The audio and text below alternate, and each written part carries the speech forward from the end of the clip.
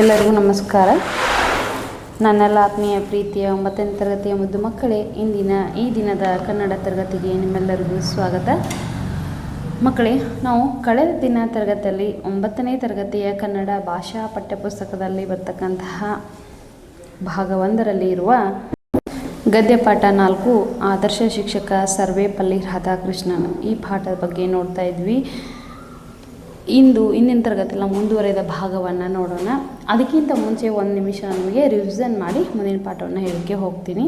ನಾವು ಕಳೆದ ದಿನ ತರಗತಿಯಲ್ಲಿ ರಾಧಾಕೃಷ್ಣನ್ ಹಾಗೂ ರಷ್ಯಾ ದೇಶದ ಅಧ್ಯಕ್ಷರಾಗಿರ್ತಕ್ಕಂಥ ಸ್ಟಾಲಿನ್ ಅವರ ನಡುವೆ ಇರ್ತಕ್ಕಂತಹ ಬಾಂಧವ್ಯ ಹೇಗಿತ್ತು, ಅವರ ಬೀಳ್ಕೊಡುಗೆ ಸಮಾರಂಭ ಅಂದರೆ ರಾಧಾಕೃಷ್ಣನ್ ಅವರ ಬೀಳ್ಕೊಡುಗೆ ಸಮಾರಂಭದಲ್ಲಿ ಯಾವ ರೀತಿಯಾದಂತಹ ಮಾತುಗಳನ್ನು ಅವರನ್ನು ಕುರಿತು ಹೇಳಿದರು. ಆಮೇಲೆ ರಾಧಾಕೃಷ್ಣನ್ ಅವರು ಜನಿಸಿದ್ದು ಎಲ್ಲಿ, ಯಾವಾಗ, ಅವರ ತಂದೆ ತಾಯಿ ಹೆಸರೇನು ಅಂತ ನೋಡಿದ್ವಿ. ಆಮೇಲೆ ರಾಧಾಕೃಷ್ಣನ್ ಅವರ ತಂದೆಯಾಗಿರ್ತಕ್ಕಂತಹ ವೀರಸ್ವಾಮಿಯವರಿಗೆ ರಾಧಾಕೃಷ್ಣನ್ ಅವರಿಗೆ ಯಾವ ಭಾಷೆಯನ್ನು ಕಲಿಸಬೇಕು, ಯಾವ ರೀತಿಯ ಶಿಕ್ಷಣವನ್ನು ಕೊಡಿಸ್ಬೇಕನ್ನುವಂಥ ಹಂಬಲವಿತ್ತು, ಅದ್ರ ಬಗ್ಗೆ ನೋಡಿದ್ವಿ. ಅವರ ಶಿಕ್ಷಣ ಹೇಗಿತ್ತು ಎಂಬುದನ್ನು ನೋಡಿದ್ವಿ. ಅವರ ಆರ್ಥಿಕ ಪರಿಸ್ಥಿತಿ ಆಗಿರ್ಬೋದು, ಶಿಕ್ಷಣಕ್ಕೆ ಯಾವುದೇ ರೀತಿ ಕುಂದುಕೊರತೆಯನ್ನು ಉಂಟು ಮಾಡಲಿಲ್ಲ ಎಂಬುದನ್ನು ನೋಡಿದ್ವಿ. ಇಷ್ಟೆಲ್ಲ ಬೆಳವಣಿಗೆಯ ಮಧ್ಯೆ ಅವರು ಶಿಕ್ಷಣ ಇಲಾಖೆಯಲ್ಲಿ ಉಪಸಹಾಯಕ ಇನ್ಸ್ಪೆಕ್ಟರ್ ಆಗಿ ಕೆಲಸವನ್ನು ಪ್ರಾರಂಭ ಮಾಡಿ ಅವರು ತತ್ವಶಾಸ್ತ್ರದ ವಿಷಯದಲ್ಲಿ ಪ್ರಾಧ್ಯಾಪಕರಾಗಿ ಹೀಗೆ ಹಲವಾರು ಶಾಲಾ ಕಾಲೇಜುಗಳಲ್ಲಿ ಪ್ರಾಧ್ಯಾಪಕರಾಗಿ ಸೇವೆ ಸಲ್ಲಿಸಿದ್ದನ್ನು ನಾವು ನಿನ್ನೆ ದಿನ ನೋಡಿದ್ವಿ. ಅದಷ್ಟೇ ಅಲ್ಲದೆ ಕೂಡ ಅವರ ಬೀಳ್ಕೊಡುಗೆ ಸಮಾರಂಭ ಮಾಡಬೇಕಾದ್ರೆ ವಿದ್ಯಾರ್ಥಿಗಳು ಯಾವ ರೀತಿಯಾದಂತಹ ಪ್ರಶಂಸೆಯನ್ನು ವ್ಯಕ್ತಪಡಿಸಿದರು, ವಿದ್ಯಾರ್ಥಿಗಳು ಅವರನ್ನು ಬೀಳ್ಕೊಡುಗೆ ಮಾಡುವಾಗ ಅವರ ನಡುವೆ ಇರ್ತಕ್ಕಂಥ ಬಾಂಧವ್ಯ ಹೇಗೆ ಹೊಮ್ಮಿಸಿದರು, ಆಮೇಲೆ ಎಷ್ಟೊಂದು ಜನರು ಭಾವೋದ್ರೇಕದಿಂದ ಅತ್ತಿದ್ದು ಹೇಗೆ, ಅವರ ನಡುವೆ ಇರ್ತಕ್ಕಂತಹ ಒಡನಾಟ ಹೇಗಿತ್ತು ಎಂಬುದನ್ನು ನೋಡಿದ್ವಿ. ಸ್ವಾತಂತ್ರ್ಯ ಬಂದ ನಂತರ ಆಗಿರ್ಬೋದು, ಸ್ವಾತಂತ್ರ್ಯ ಪೂರ್ವದಲ್ಲಿ ಆಗಿರ್ಬೋದು, ಪಾಶ್ಚಾತ್ಯರಿಗಿರ್ತಕ್ಕಂತಹ ಭಾರತೀಯರ ಬಗ್ಗೆ ಇರ್ತಕ್ಕಂಥ ಕಲ್ಪನೆಯನ್ನು ತೊಡೆದು ಹಾಕಿದ್ದು ಹೇಗೆ ರಾಧಾಕೃಷ್ಣನ್ ಅವರು ಎಂಬುದನ್ನು ನಾವು ನಿನ್ನೆ ದಿನ ನೋಡಿದ್ವಿ. ಅದಷ್ಟೇ ಅಲ್ಲ ಕೂಡ ಅವರು ಧರ್ಮಶಾಸ್ತ್ರದ ಬಗ್ಗೆ ಹೆಚ್ಚಾಗಿ ಪ್ರಭಾವಿತರಾಗಲು ಕಾರಣವೇನು ಅಂತೇಳಿ ನಾವೆಲ್ಲವೂ ನಿನ್ನೆ ತರಗತಿಯಲ್ಲಿ ನಾವು ನೋಡಿದ್ವಿ. ಇಂದಿನ ತರಗತಿಯಲ್ಲಿ ಮುಂದುವರೆದಂಥ ಭಾಗವಾಗಿರ್ತಕ್ಕಂಥ ರಾಧಾಕೃಷ್ಣನ್ ಅವರು ರಾಷ್ಟ್ರಪತಿಯಾಗಿ ಉಪರಾಷ್ಟ್ರಪತಿಯಾಗಿ ಆದದ್ದು ಹೇಗೆ, ಅವರು ಯಾವ ರೀತಿಯಾದಂಥ ಕಾರ್ಯಗಳನ್ನ ಮಾಡಿದರು ಎಂಬುದನ್ನು ಇಂದಿನ ತರಗತಿಯಲ್ಲಿ ನಾವು ನೋಡೋಣ ಬನ್ನಿ. ರಾಧಾಕೃಷ್ಣನ್ ಅವರ ಬಹುಮುಖ ಪ್ರತಿಭೆಯನ್ನು ಹತ್ತಿರದಿಂದ ಬಲ್ಲವರಾಗಿದ್ದ ನೆಹರು ಅವರು ಇವರನ್ನು ಮಾಸ್ಕೋದಲ್ಲಿ ಭಾರತದ ರಾಯಭಾರಿಯಾಗಿ ನೇಮಿಸಿದರು. ನೋಡಿ, ಜವಾಹರ್ಲಾಲ್ ನೆಹರು ಅವರು ರಾಧಾಕೃಷ್ಣನ್ ಅವರ ಕಾಲದಲ್ಲಿ ಪ್ರಧಾನಮಂತ್ರಿ ಆದಂತಹ ಸಂದರ್ಭದಲ್ಲಿ ಅವರ ಬಹುಮುಖ ಪ್ರತಿಭೆಯನ್ನು ಅರ್ಥಂತಹ ನೆಹರು ಅವರು, ಯಾಕಂದ್ರೆ ರಾಧಾಕೃಷ್ಣನ್ ಅವರು ಸರ್ವೇ ಸಾಮಾನ್ಯ ಇರ್ತಕ್ಕಂತಹ ಮನುಷ್ಯರಲ್ಲ, ಮಾನವರಲ್ಲ. ಅವರು ಯಾವ ರೀತಿಯಾದ ವಿದ್ವಾಂಸರು, ಪಂಡಿತರು, ಅದಷ್ಟು ವಿದ್ವತ್ತತೆಯನ್ನು ಹೊಂದಿದಂತಹ ವ್ಯಕ್ತಿಯಾಗಿದ್ದರು. ಹೌದಾ? ಇಂತಹ ರಾಧಾಕೃಷ್ಣನ್ ಅವರೆಲ್ಲ ಬಹುಮುಖ ಪ್ರತಿಭೆಯನ್ನು ನೋಡಿರ್ತಕ್ಕಂತಹ ನೆಹರು ಅವ್ರು ಏನು ಮಾಡ್ತಾರೆ, ಅವರನ್ನು ಮಾಸ್ಕೋದಲ್ಲಿ ರಷ್ಯಾ ದೇಶದ ರಾಜಧಾನಿ ಆಗಿರ್ತಕ್ಕಂತಹ ಮಾಸ್ಕೋದಲ್ಲಿ ಭಾರತದ ರಾಯಭಾರಿಯಾಗಿ ನೇಮಿಸಿ ಕಳಿಸ್ತಾರೆ. ರಷ್ಯಾದ ಅಧ್ಯಕ್ಷರಾಗಿದ್ದ ಸ್ಟಾಲಿನ್ ಅವರ ಸ್ನೇಹ ಸೌಹಾರ್ದಗಳ ಭೇಟಿ ಫಲಪ್ರದವಾಗಿ ಉಭಯ ದೇಶಗಳ ಬಾಂಧವ್ಯ ವೃದ್ಧಿಸಿತು. ನೋಡಿ, ರಷ್ಯಾ ದೇಶದ ಅಧ್ಯಕ್ಷರಾಗಿರ್ತಕ್ಕಂತಹ ಸ್ಟಾಲಿನ್ ಅವರ ಸ್ನೇಹ ಸೌಹಾರ್ದತೆ ಅವರಿಬ್ಬರಲ್ಲಿರ್ತಕ್ಕಂತಹ ಉತ್ತಮವಾದಂತಹ ಬಾಂಧವ್ಯದಿಂದ ನಮ್ಮ ಭಾರತಕ್ಕೆ ಏನಾಯಿತು, ತುಂಬ ಒಳ್ಳೆಯ ಬೆಳವಣಿಗೆಯನ್ನು ಕಾಣಲು ಸಹಾಯವಾಯಿತು. ಯಾಕಂದರೆ ರಷ್ಯಾ ದೇಶದ ರಾಯಭಾರಿಯಾಗಿ ರಷ್ಯಾ ದೇಶಕ್ಕೆ ಭಾರತದ ರಾಯಭಾರಿಗೆ ಹೋದಂತಹ ರಾಧಾಕೃಷ್ಣನ್ ಅವರು ಸ್ಟಾಲಿನ್ ಅವರ ಜೊತೆ ಉತ್ತಮವಾದಂತಹ ಬಾಂಧವ್ಯವನ್ನು ಹೊಂದಿದ್ದರು. ಹೀಗಾಗಿ ಅದರ ಪ್ರತಿಫಲವಾಗಿ ಅವರು ನಮ್ಮ ಭಾರತದ ಮತ್ತು ಆಮೇಲೆ ರಷ್ಯಾ ದೇಶದ ನಡುವೆ ಉತ್ತಮ ಸಂಬಂಧ ಬೆಳೆಯಲು ಸಹಾಯಕವಾಯಿತು. ಇದರಿಂದ ಸಂತಸಗೊಂಡ ನೆಹರು ಅವರು ರಾಧಾಕೃಷ್ಣನ್ ಅವರನ್ನು ಮೆಚ್ಚಿ ಪ್ರಶಂಸಿಸಿದರು. ಹೀಗಾಗಿ ನೆಹರು ಅವರು ಏನು ಮಾಡ್ತಾರೆ, ಅವರ ವ್ಯಕ್ತಿತ್ವವನ್ನು ಹಾಡಿ ಹೊಗಳ್ತಾರೆ.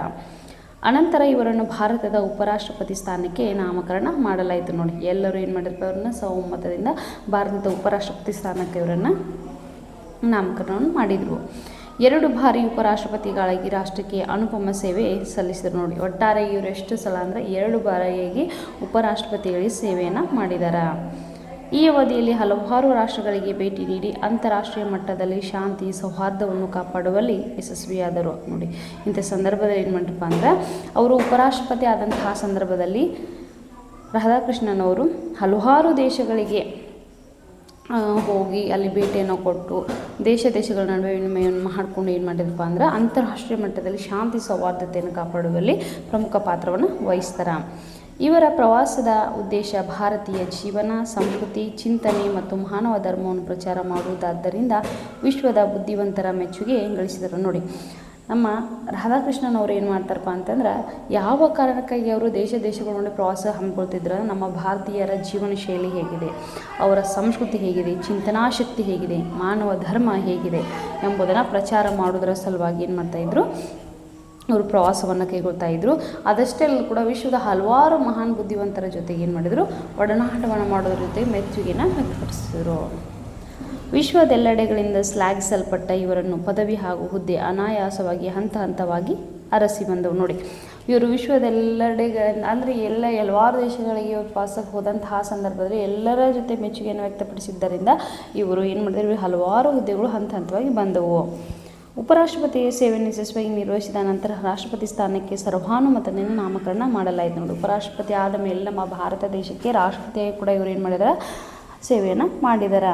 ಅವರಿಗೆ ಬರುತ್ತಿದ್ದ 10,000 ರೂಪಾಯಿಗಳ ವೇತನದಲ್ಲಿ 2,500 ರೂಪಾಯಿಗಳನ್ನು ಮಾತ್ರ ಪಡೆದು ಉಳಿದ ಹಣವನ್ನು ಪ್ರಧಾನಮಂತ್ರಿಗಳ ಪರಿಹಾರ ನಿಧಿಗೆ ವಂತಿಗೆಯಾಗಿ ನೀಡುತ್ತಿದ್ದರು. ನೋಡಿ, ಇವರಿಗೆ ಒಟ್ಟಾರೆ ಹೀಗೆ 10,000 ರೂಪಾಯಿ ವೇತನ ಬರ್ತಾಯಿತ್ತು. ಅದರಲ್ಲಿ ಕೇವಲ ಎಷ್ಟು ಇವರು ಖರ್ಚು ಮಾಡ್ತಾಯಿದ್ರು, 2,500 ರೂಪಾಯಿಗಳನ್ನು ಮಾತ್ರ ಇವರು ತಮ್ಮ ಜೀವನಕ್ಕೆ ಇಟ್ಕೊಂಡು ಉಳಿದಿದ್ದವನ್ನೆಲ್ಲವನ್ನು ಪ್ರಧಾನಮಂತ್ರಿಗಳ ಪರಿಹಾರ ನಿಧಿಗೆ ವಂತಿಗೆಯಾಗಿ ಎಲ್ಲಿ ಕೊಡ್ತಾಯಿದ್ರು.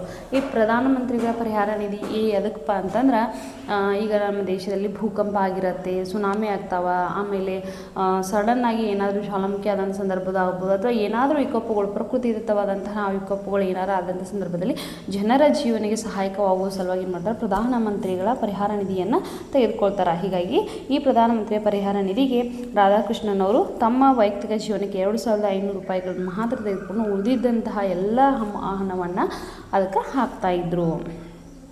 ನೋಡಿ, ಮುಂದೆ ಏನು ಮಾಡೋಣ, ಇವರಿಗೆ ಬಂದಂತಹ ಪ್ರಶಸ್ತಿಗಳು ಯಾವುವು ಎಂಬುದನ್ನು ನೋಡೋಣ. ಇವರ ಸ್ಮರಣೀಯ ಸೇವೆಯನ್ನು ಗುರುತಿಸಿ ಭಾರತ ಸರ್ಕಾರದ ಅತ್ಯುನ್ನತ ಪ್ರಶಸ್ತಿಯಾದ ಭಾರತ ರತ್ನವನ್ನು ನೀಡಿ ಗೌರವಿಸಲಾಯಿತು. ನೋಡಿ, ಇವರು ಹಲವಾರು ರಾಷ್ಟ್ರಪತಿಯಾಗಿ ಸೇವೆಯನ್ನು ಮಾಡಿದ್ರು, ಉಪರಾಷ್ಟ್ರಪತಿಯಾಗಿ ಸೇವೆಯನ್ನು ಮಾಡಿದ್ರು, ಹಲವಾರು ದೇಶಗಳಿಗೆ ಇವರು ಹೋಗಿ ಪ್ರವಾಸವನ್ನು ಕೈಗೊಂಡು ನಮ್ಮ ಭಾರತೀಯ ಜೀವನ ಶೈಲಿ ಹೇಗೆ, ಭಾರತೀಯರು ಹೇಗೆ ಎಂಬುದನ್ನು ತಿಳಿಸಿಕೊಟ್ರು, ಭಾರತೀಯರಿಗೆ ಆಂಗ್ಲ ಭಾಷೆ ಬರುತ್ತೆ ಎಂಬುದನ್ನು ಮನವರಿಕೆಯನ್ನು ಮಾಡಿಕೊಟ್ರು. ಆಮೇಲೆ ಹೀಗಾಗಿ ಅದಷ್ಟೇ ಅಲ್ಲದೆ ಕೂಡ ನಮ್ಮ ಭಾರತ ಮತ್ತು ಹಲವಾರು ದೇಶಗಳ ನಡುವೆ ಒಳ್ಳೆಯ ರೀತಿಯಂಥ ಒಡನಾಟವನ್ನು ಹೊಂದಲು ಅಂತಾರಾಷ್ಟ್ರೀಯ ಮಟ್ಟದ ಶಾಂತಿ ಸೌಹಾರ್ದತೆಯನ್ನು ಕಾಪಾಡುವಲ್ಲಿ ಇವರು ಯಶಸ್ವಿಯಾದರು. ಹೀಗಾಗಿ ಇಷ್ಟೆಲ್ಲ ಸೇವೆಯನ್ನು ಗೈದಂತಹ ರಾಧಾಕೃಷ್ಣನ್ ಅವರು ನಮ್ಮ ಭಾರತ ಸರ್ಕಾರ ಅತ್ಯುನ್ನತ ಪ್ರಶಸ್ತಿಯಾಗಿರ್ತಕ್ಕಂತಹ ಭಾರತ ರತ್ನವನ್ನು ನೀಡಿ ಗೌರವವನ್ನು ಮಾಡಲಾಯಿತು. ಬ್ರಸೆಲ್ಸ್ನ ಪ್ರೀ ವಿಶ್ವವಿದ್ಯಾಲಯ ಗೌರವ ಡಾಕ್ಟರೇಟ್ ಪದವಿಯನ್ನು ಪ್ರದಾನ ಮಾಡಿತು. ಬ್ರಸೆಲ್ಸ್ ಅಂತಕ್ಕಂತಹ ಪ್ರೀ ಯೂನಿವರ್ಸಿಟಿಯಲ್ಲಿ ಏನು ಮಾಡಿತು, ಗೌರವ ಡಾಕ್ಟರೇಟ್ ಪ್ರಶಸ್ತಿಯನ್ನು ಮಾಡುತ್ತಾ. ಭಾರತೀಯ ವಿದ್ಯಾಭವನದ ಬ್ರಹ್ಮ ವಿದ್ಯಾಭಾಸ್ಕರ ಬಿರುದಿಗೂ ಪಾತ್ರರಾದರು. ನೋಡಿ, ಭಾರತೀಯ ವಿದ್ಯಾಭವನ ಕೂಡ ಮಾಡ್ತಕ್ಕಂತಹ ಬಿರುದು ಯಾವಪ್ಪ ಅಂದರೆ ಬ್ರಹ್ಮ ವಿದ್ಯಾಭಾಸ್ಕರ ಅನ್ನುವಂಥ ಬಿರುದನ್ನು ರಾಧಾಕೃಷ್ಣನ್ ಅವರಿಗೆ ಕೊಡಲಾಗುತ್ತೆ. ಹೀಗೆ ಇವರಿಗೆ ದೇಶ ವಿದೇಶಗಳ ಹಲವಾರು ಗೌರವ ಪದವಿಗಳು ದೊರಕಿದೆ. ನೋಡಿ, ಇವರ ಸಾಧನೆಯನ್ನು, ಇವರ ಸೇವೆಯನ್ನು ಮನಗಂಡಂತಹ ಹಲವಾರು ದೇಶಗಳು ನಮ್ಮ ದೇಶ ಮತ್ತು ಹಲವಾರು ವಿದೇಶಗಳು ಏನು ಮಾಡಿದೆ, ಇವರಿಗೆ ಗೌರವ ಪದವಿಗಳನ್ನು ಮಾಡುತ್ತಾ. ಭಾರತ ಸರ್ಕಾರ ಸೆಪ್ಟೆಂಬರ್ 5ರಂದು ಡಾಕ್ಟರ್ ರಾಧಾಕೃಷ್ಣನ್ ಅವರ ಜನ್ಮದಿನವನ್ನು 1962ರಿಂದ ರಾಷ್ಟ್ರೀಯ ಶಿಕ್ಷಕರ ದಿನ ಎಂದು ಘೋಷಿಸಿ ಪ್ರತಿ ವರ್ಷವೂ ಆಚರಿಸಲು ನಿರ್ಧರಿಸಿತು. ನೋಡಿ, ಭಾರತ ಸರ್ಕಾರ ಏನು ಮಾಡಿಪ್ಪ ಅಂದರೆ ಸೆಪ್ಟೆಂಬರ್ 5 ರಾಧಾಕೃಷ್ಣನ್ ಅವರು ಜನಿಸಿದಂತಹ ದಿನ. ಹೀಗಾಗಿ ಅದರ ಸಲುವಾಗಿ ರಾಧಾಕೃಷ್ಣನ್ ಅವರ ಜನ್ಮದಿನವನ್ನು 1962ರಿಂದ ಏನು ಮಾಡಿದ್ರು, ರಾಷ್ಟ್ರೀಯ ಶಿಕ್ಷಕರ ದಿನ ಅಂತ ಘೋಷಣೆಯನ್ನು ಮಾಡ್ತಾರೆ. ಹೀಗಾಗಿ ಅವರು ಹುಟ್ಟಿದಂತಹ ದಿನದಂದೇ ರಾಷ್ಟ್ರೀಯ ಶಿಕ್ಷಕರ ದಿನಾಚರಣೆ ಅಂತ ನಾವು ಪ್ರತಿ ವರ್ಷ ಆಚರಣೆ ಮಾಡ್ತಾ ಬಂದಿದ್ದೀವಿ. ಇವರ ಉಡುಪುಗಳು ಹೇಗಿದ್ದವು ಎಂಬುದನ್ನು ನೋಡೋಣ. ರಾಧಾಕೃಷ್ಣನ್ ಅವರ ಬಾಹ್ಯ ರೂಪ ಎತ್ತರವಾದ ನಿಲುವು, ಬಿಸ್ಕೆಟ್ ಬಣ್ಣದ ರೇಷ್ಮೆಯ ನಿಲುವಂಗಿ, ಶುಭ್ರವೂ ನಿರಾಡಂಬರವೂ ಆದ ಬಿಳಿಯ ಪಂಚೆ ಮತ್ತು ರುಮಾಲು, ಕೋಪ ಸೂಚಕವಲ್ಲದ ಹುಬ್ಬು, ಯಾವುದೋ ಸಮಸ್ಯೆ ಒಳಹೋಗುವಂತಿರುವ ಕಣ್ಣ ನೋಟ, ಮುಗುಳು ನಗೆಯ ಸುಳಿವು ಇವು ಭಾರತೀಯರೆಲ್ಲರಿಗೂ ಪರಿಚಿತ. ನೋಡಿ ಮಕ್ಕಳೇ, ರಾಧಾಕೃಷ್ಣನ್ ಅವರು ನೋಡಲಿಕ್ಕೆ ಅವರ ಬಾಹ್ಯ ರೂಪ ಹೇಗಿತ್ತಪ್ಪ ಅಂತಂದ್ರೆ ಎತ್ತರವಾದಂಥ ನಿಲುವು, ತುಂಬ ಎತ್ತರವಾಗಿದ್ದರು. ಬಿಸ್ಕೆಟ್ ಬಣ್ಣದ ರೇಷ್ಮೆ ನಿಲುವಂಗಿ ಅಂದರೆ ಬಿಸ್ಕೆಟ್ ಕಲರ್, ನಿಮಗೆ ಗೊತ್ತಲ್ವ ಮಕ್ಕಳ ಬಿಸ್ಕೆಟ್ ಯಾವ ರೀತಿ ಇರುತ್ತೆ ಅಂತ, ಆ ಕಲರ್ ರೇಷ್ಮೆ ನಿಲುವಂಗಿ, ರೇಷ್ಮೆ ಬಟ್ಟೆಯನ್ನು ಧರಿಸ್ತಾ ಇದ್ರು. ನಿಲುವಂಗಿ ಅಂದರೆ ಈ ಉದ್ದನೆಯ ಅಂಗಿ ಅಂದರೆ ಕುರ್ತಾ ಥರ ಇರುತ್ತೆ ನೋಡಿ, ಅದಕ್ಕೆ ನಾವು ನಿಲುವಂಗಿ ಅಂತ ಕರಿತೀವಿ, ಹಾಕ್ತಾಯಿದ್ರು. ಶುಭ್ರವು ನಿರಾಡಂಬರವೂ ಆದ ಬಿಳಿಯ ಪಂಚೆ ಮತ್ತು ರುಮಾಲು. ನೋಡಿ, ಇವರು ಅತ್ಯಂತ ಸ್ವಚ್ಛವಾಗಿರ್ತಕ್ಕಂತಹ ಶುಭ್ರವಾಗಿರ್ತಕ್ಕಂತಹ ಬಿಳಿಯ ಪಂಚೆಯನ್ನು ಹಾಕ್ತಾಯಿದ್ರು. ಅದರ ಜೊತೆಗೆ ತಲೆಗೆ ಒಂದು ರುಮಾಲನ್ನು ಕೂಡ ಇವರು ಸುತ್ತುತ್ತಾ ಇದ್ದರು. ಕೋಪಸೂಚಕವಲ್ಲದ ಹುಬ್ಬು. ನೋಡಿ ಅವ್ರ ಹುಬ್ಬು ಹೇಗೆ ಕಾಣಿಸ್ತಾ ಇತ್ತು ಅಂದರೆ ಯಾವಾಗಲೂ ಕೋಪಸೂಚಕವಲ್ಲದೆ ಇರ್ತಕ್ಕಂಥ ಹುಬ್ಬು ಕಾಣಿಸ್ತದೆ. ಕೆಲವೊಬ್ರು ನೋಡಿ ಅವರು ಹೇಗೆ ಕಾಣಿಸ್ತಾರೆ, ತುಂಬ ಸಿಟ್ಟಿನಲ್ಲಿರ್ತಕ್ಕಂಥ ವ್ಯಕ್ತಿಗಳು ನೋಡ್ಬೋದು. ನೋಡಿದ ತಕ್ಷಣಪ್ಪ ಎಷ್ಟೊಂದು ಸಿಟ್ಟಿದಾರಲ್ಲ ಈ ಮನುಷ್ಯ ಅಂತ ಅನ್ನಿಸ್ಬೇಕು, ಆ ರೀತಿ ಇರ್ತಾರೆ. ಇನ್ನು ಕೆಲವೊಂದು ಜನ ಯಾವಾಗಲೂ ನಗ್ತಿರ್ತಾರೆ, ಇನ್ನು ಕೆಲವೊಂದು ಜನ ತುಂಬ ಮುಗುಳ್ನಾಗಿ ಬೀರ್ತಿರ್ತಾರೆ, ಇನ್ನು ಕೆಲವು ಜನ ಸ್ಮೈಲಿಂಗ್ ಫೇಸ್ ಇದೆ ನೋಡ್ರಿ ಅವ್ರದ್ದು ಅಂತಿರ್ತಾರೆ. ನೋಡಿ ಮನೆಗೆಲ್ಲ ಅಬ್ಸರ್ವ್ ಮಾಡಿರ್ಬೋದು ನೀವು. ಹೀಗಾಗಿ ಅವರು ಆ ರೀತಿ ಇವ್ರದ್ದು ಹೇಗೆ ಹುಬ್ಬು ಕಾಣಿಸ್ತಾ ಇತ್ತು, ಕೋಪಸೂಚಕವಲ್ಲದ ಹುಬ್ಬು ಕಾಣಿಸ್ತಾ ಇತ್ತು. ಇವರ ಕಣ್ಣ ನೋಟ ಹೇಗಿತ್ತಪ್ಪ ಅಂದ್ರೆ ಯಾವುದೋ ಸಮಸ್ಯೆಯ ಒಳ ಹೋಗುವಂತಿರುವ ಕಣ್ಣ ನೋಟ. ನೋಡಿ ಯಾವಾಗಲೂ ಇವರು ಏನಾದರೂ ವಿಚಾರ ಮಾಡ್ತಾ ಇರೋ ಥರ ಇವರು ದೇಶದ ಪ್ರಗತಿ ಬಗ್ಗೆ ಆಗಿರ್ಬೋದು, ದೇಶದ ಕಾರ್ಯಕೌಶಲ್ಯತೆಯ ಬಗ್ಗೆ ಆಗಿರ್ಬೋದು, ಕೆಲಸಗಳ ಬಗ್ಗೆ ಆಗ್ಬೋದು, ಅಥವಾ ದೇಶದ ಜನರ ಜೀವನದ ಬಗ್ಗೆ ಆಗಿರ್ಬೋದು, ಹೀಗೆ ವಿಚಾರ ಮಾಡುವಂತಹ ಒಂದು ಕಣ್ಣ ನೋಟ ಇವರಿಗೆ ಅನ್ನಿಸ್ತಾ ಇತ್ತು. ಮುಗುಳ್ನಗೆ ಸುಳಿವು, ಇವರ ನೋಡಿದ್ರೆ ತುಂಬ ಮುಗುಳ್ನಗೆಯನ್ನು ಕೊಡ್ತಾಯಿದ್ರು. ಇವು ಭಾರತೀಯರೆಲ್ಲರಿಗೂ ಪರಿಚಿತ. ನೋಡಿ ರಾಧಾಕೃಷ್ಣನ್ ಅವರನ್ನು ನೋಡಿದ ತಕ್ಷಣ ಎತ್ತರವಾದಂತಹ ನಿಲುವನ್ನ, ಬಿಳಿಯ ಬಿಸ್ಕೆಟ್ ಬಣ್ಣದ ರೇಷ್ಮೆ ಅಂಗಿಯನ್ನು, ಆಮೇಲೆ ಬಿಳಿ ಪಂಚೆ ಮತ್ತು ರುಮಾಲನ್ನು ಹಾಕ್ತಾಯಿದ್ರು. ಯಾವಾಗಲೂ ಮುಗುಳ್ನಗೆಯನ್ನು ಕೊಡ್ತಂತಹ ಮನುಷ್ಯರಾಗಿದ್ದರು. ಅದಷ್ಟೇ ಅಲ್ಲದೆ ಈ ವ್ಯಕ್ತಿಯನ್ನು ನೋಡಿದಾಗ ನಮಗೆ ಏನು ಅನ್ನಿಸ್ತಾ ಇತ್ತು ಅಂದರೆ ಯಾವಾಗಲೂ ದೇಶದ ಬಗ್ಗೆ, ಪ್ರಗತಿ ಉನ್ನತಿಯ ಬಗ್ಗೆ ತುಂಬ ವಿಚಾರ ಮಾಡ್ತಿದ್ದಾರಂತ ಇವರನ್ನು ನಮಗೆ ಅನ್ನಿಸ್ತಾ ಇತ್ತು.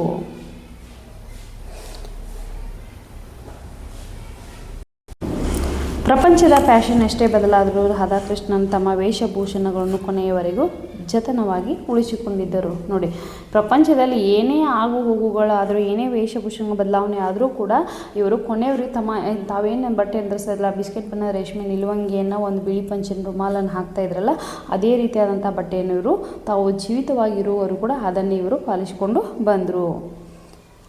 ರಾಧಾಕೃಷ್ಣನ್ ಅವರು ಧರ್ಮ, ಸಂಸ್ಕೃತಿ, ಶಿಕ್ಷಣ, ತತ್ವಶಾಸ್ತ್ರ, ಮನಃಶಾಸ್ತ್ರ ಮೊದಲಾದ ಕ್ಷೇತ್ರಗಳಿಗೆ ಸಂಬಂಧಿಸಿದಂತೆ ಹಲವಾರು ಮೌಲ್ಯಯುತ ಕೃತಿಗಳನ್ನು ರಚಿಸಿದ್ದಾರೆ.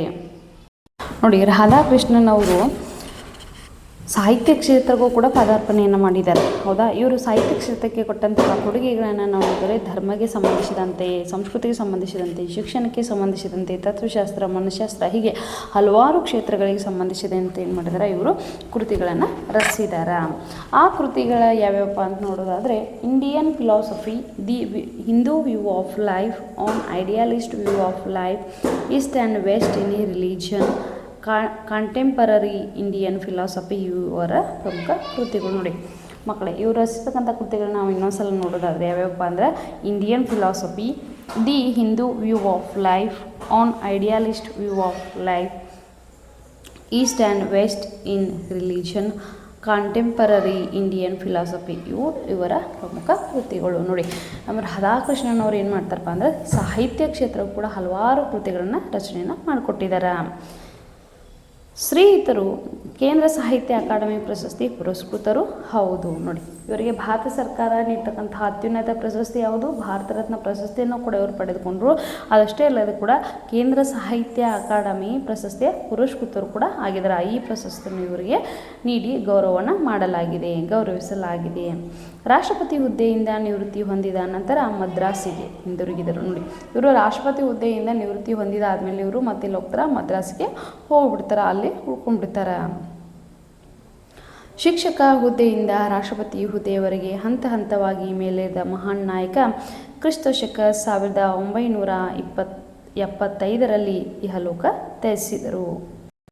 ಶಿಕ್ಷಕ ಹುದ್ದೆಯಿಂದ ನೋಡಿ ಇವರು ಟೀಚರ್ ಆದರು ಫಸ್ಟು, ಅದಾದಮೇಲೆ ಪ್ರಾಧ್ಯಾಪಕರಾದರು, ಅದಾದಮೇಲೆ ಹಲವಾರು ಕಾಲೇಜುಗಳಲ್ಲಿ ಕೆಲಸವನ್ನು ಮಾಡಿದರು.